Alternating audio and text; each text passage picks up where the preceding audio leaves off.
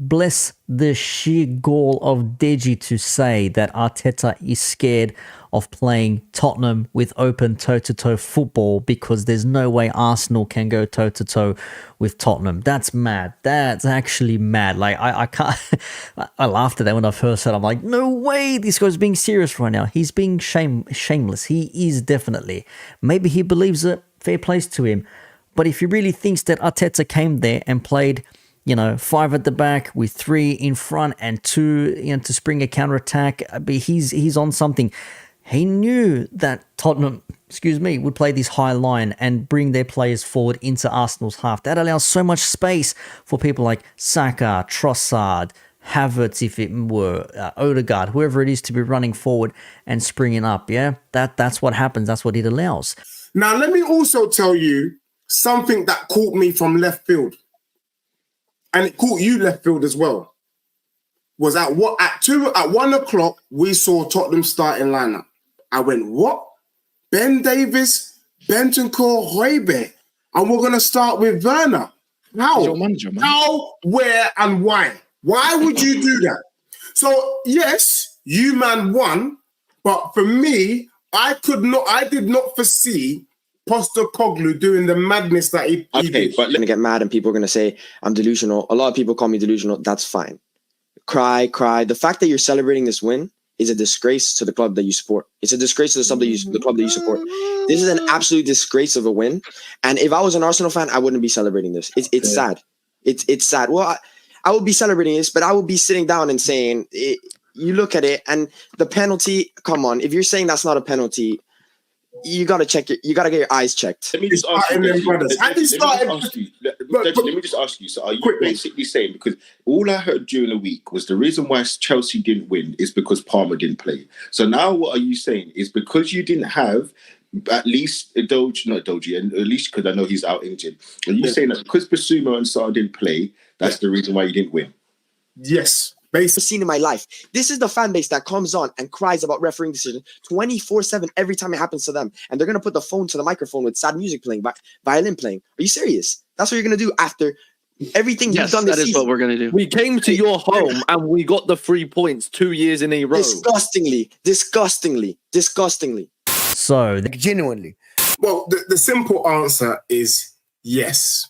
And with my prediction that I can't see any team at the moment, apart from one, stopping Spurs between now and the end of the season, Spurs can finish above Arsenal and Spurs can still finish third. Apart from the Liverpool game at Anfield, I really can't see who's going to stop Spurs. And I'll say it again. Who?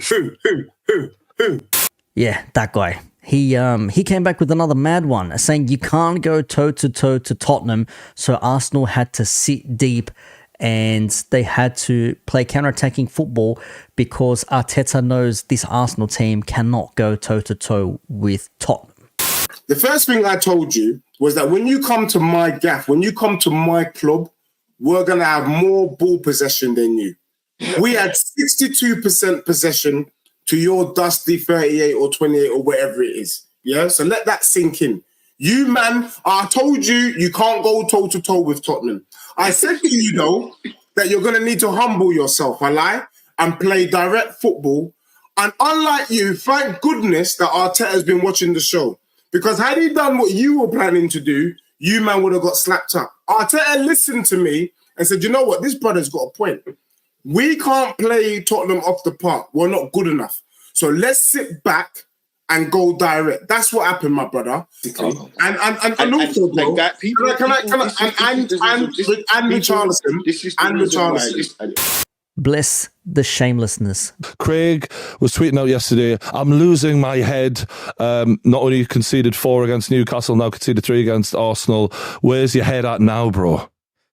It's all over the place because, like, we're in a race for the Champions League, and any other year since I've been alive that we've been in a race for the Champions League, that's all I've been focused on.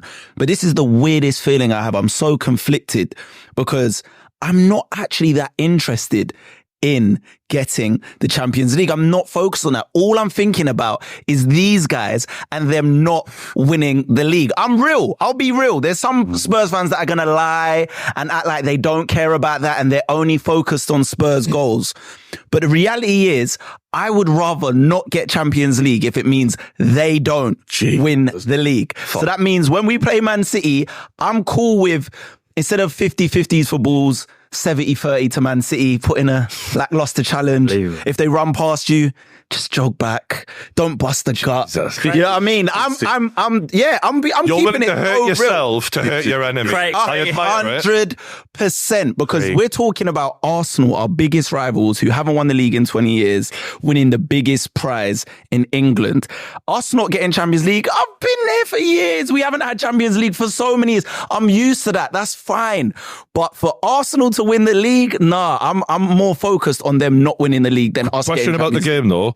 When you're 3-0 down at half time, what the fuck is going through your head about that performance, the goals? What are you feeling? Yeah, which exit were you going to use to get out of the stadium? Well, first of all, I wasn't at the stadium. I never go to North London derbies for that precise reason, because my head will be gone if we lose and I have to just walk down the high road in human traffic, can't get anywhere. It just pisses me off. I'd rather sulk in like my living room on my sofa.